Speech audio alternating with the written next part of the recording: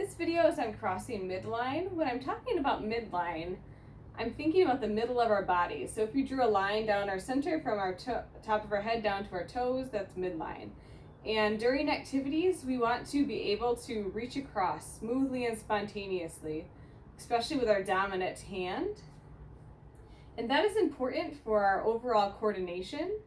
So it's awkward movement if we're always switching hands to something that's on the left. I'm working with my left. Oh, now it's on the right side of the table. I'm switching to right. We want to be able to go across.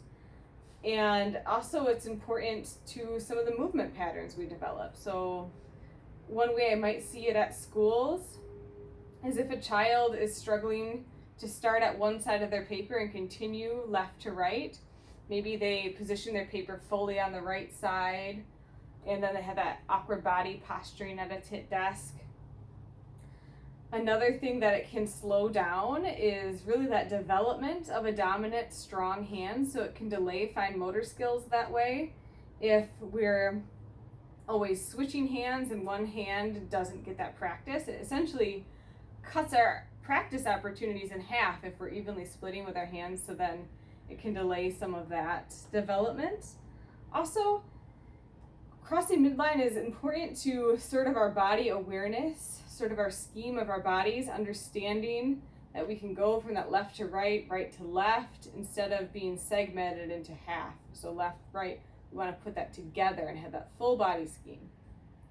I'm going to go over a few exercises that involve crossing midline and some activities.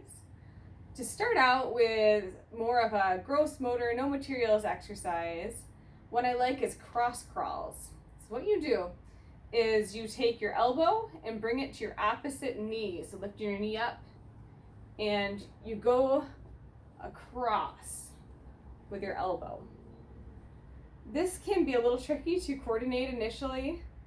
One thing that can help is once you have an elbow raised, tapping the other knee for your child to give them a tap of what knee they're going to until they get the pattern.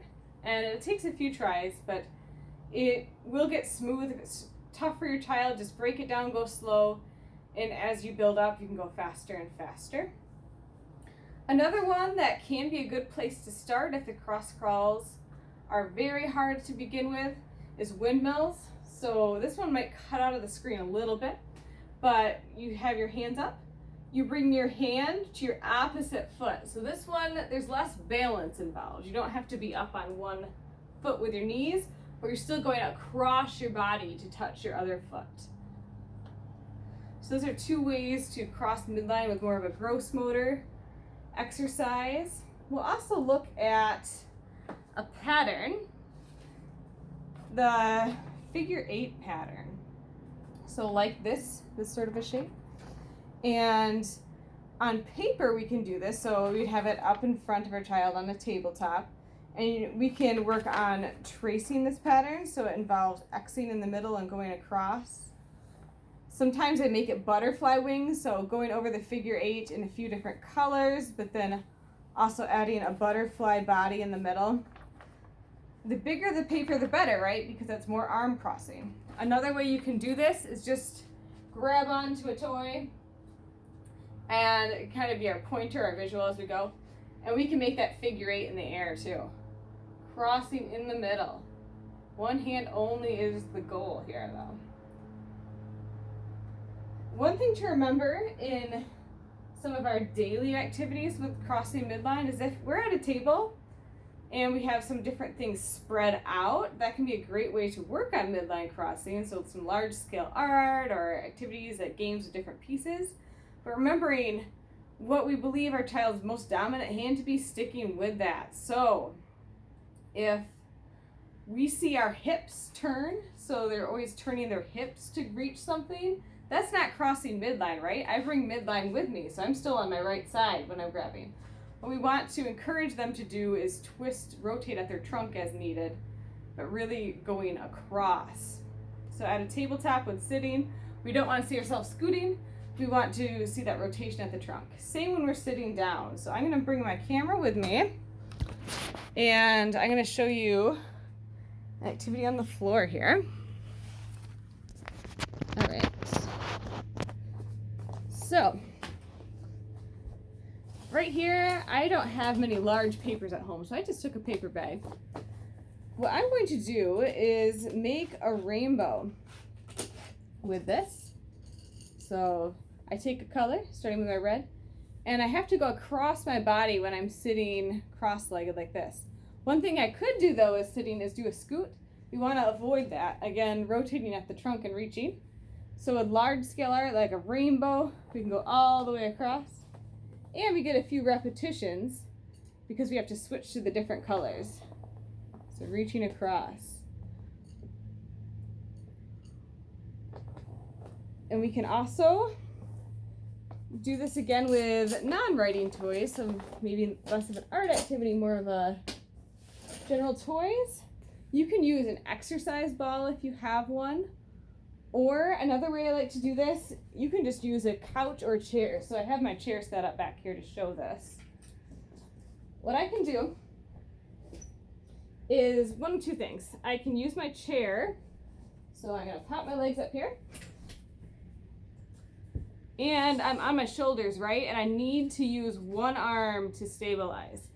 So let's say I'm working on keeping my right hand dominance, really strengthening that. My left is going to be my stabilizer. I'm going to encourage reaching across by putting some toys on this side. Also, it's great shoulder strengthening. We want a strong shoulder girdle, so any weight bearing activities through our arm is good. Gives us stabilization for writing. So we're really working on two things here. And I'm going to grab these trees and stick them in the back of my pickup truck here. So I'm reaching across. It really forces me to get out of the pattern of switching hands since one has to be working as a stabilizer. You can go across. Again, you can do that with a ball instead, just helping with the balance. Another way you can do it is encouraging all fours like this. So on all fours, you can do this with board games, puzzles, and again, encouraging reaching across. One hand does the stabilizing while we're on all fours. So just some things to think about with midline crossing to help develop that skill. Some other activities that are fun that I think of sometimes with summer is blowing bubbles. So taking out those miracle bubbles, a lot of motor planning, big motions reaching as we go get them. Another thing that we can do, balloon tennis.